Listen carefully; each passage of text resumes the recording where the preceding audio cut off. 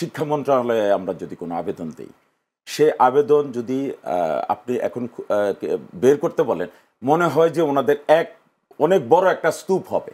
একই বিষয়ে আমাদের আবেদন, এই বাড়ি ভাড়ার বিষয়ে আবেদন না হলেও বোধহয় 20-25 বার আমরা করেছি, এবং সেটা শিক্ষা মন্ত্রণালয়ে, সেটা অর্থ মন্ত্রণালয়ে, সেটা মাধ্যমিক উচ্চ শিক্ষা অধিদপ্তরে, এবং প্রত্যেকটা অধিদপ্তরে আমাদের আবেদন আছে।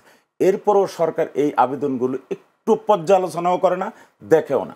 এবং সরকারের যে যারা আমলা আছে তাদের কাছে শোনা যায় যে শিক্ষকরা তো নিজের বাড়িতে থাকে, তাদের বাড়ি ভাড়ার দরকার কি?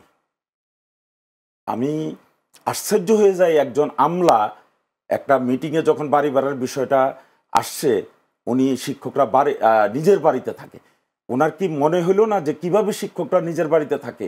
তো সে তো নিজের বাড়ি তৈরি করার সময়ও হয় নাই, তার বাবার বাড়িতে থাকে।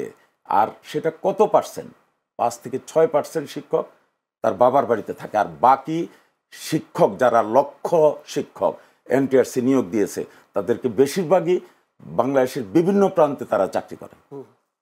তো তাকে আপনি বাড়ি ভাড়া দেবেন না, 1000 টাকা বাড়ি ভাড়া দিবেন, এবং সে একটা ভালো বাসা নিরাপত্তা নিয়ে থাকার মতো, যেখানে যদি ফিমেল কোনো টিচার হয়ে থাকে, প্রত্যন্ত গ্রাম অঞ্চলে অনেক সময় চরের মধ্যেও কোনো মাদ্রাসা থাকে এমপিভুক্ত, সেখানেও ট্রান্সফার হয়, তাদের চাকরিটা হয়। তো সেখানে একজন শিক্ষক কিভাবে থাকবে, এই চিন্তাটা কিন্তু ওনাদের মধ্যে নেই। আমি শেষ করি, আমি কিন্তু বারবার ওনাদেরকে বলেছি যে মিনিমাম বদলি ব্যবস্থাটা আপনারা চালু করেন। কিভাবে চালু করেন? একটা সিস্টেমের মধ্যে, আমাদের সফটওয়্যার সিস্টেমের মধ্যে যদি বদলি ব্যবস্থা চালু করেন, তাহলে ওই শিক্ষকরা কিন্তু ফিমেল টিচার, আরও অনেক টিচার আছে অনেক দূর দূরান্তে চাকরি করার জন্য, তার ফ্যামিলিকে দেখতে পারে না।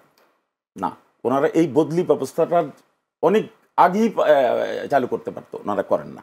কেন করেন না? এটার কোনো যুক্তি নেই, কখনো ওনারা কোনো যুক্তি দাঁড় করাতে পারেন নাই। টিচাররা যখন বাড়ি ভাড়া চাইলো, 1000 টাকা বাড়ি ভাড়া, এটা আমি মনে করি যে এটা বন্ধ করে দেওয়া উচিত। 1000 টাকা তো একটা দোকানে যদি আমি বসি, তো এই টাকাটা তো আরো বেশি টাকা বিল আসে একবেলা নাস্তা করতে, কিন্তু 1 মাস পরে 1000 টাকা একজন শিক্ষক বাড়ি ভাড়া। আমি যদি আপনাকে একটু স্পেসিফাই করি যে বিগত 17 বছর আন্দোলন করে কি কি পেয়েছেন, যদি বলি শেখ হাসিনার আমলে। বিগত 17 বছরে আমাদের যে সংগঠন, এই সংগঠনটা মূলত একটা অরাজনৈতিক পেশাজীবী সংগঠন। এই সংগঠনে নবীন শিক্ষকরা বেশিরভাগ আছে। বাংলাদেশ বেসরকারি বাংলাদেশ বেসরকারি শিক্ষক কর্মচারী ফোরামের আন্দোলন 18 সালে হয়। সেখানে তারা প্রেস ক্লাবের সামনে রাত্রি যাপন করছে প্রায় 22 দিন।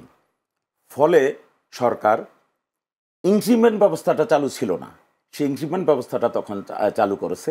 বৈশাখী ভাতাটা ছিল না, যেটা 15 সালে জাতীয় পে স্কেলে অন্যান্য গভর্নমেন্ট সার্ভিস হোল্ডাররা পেয়েছে, শিক্ষকরা 15 সালে পায়নি। সেটা 18 সালে গিয়ে বৈশাখী ভাতাটা পেয়েছে, এবং তাদের বার্ষিক যে ইনক্রিমেন্ট, সেই ইনক্রিমেন্টটা পেয়েছে।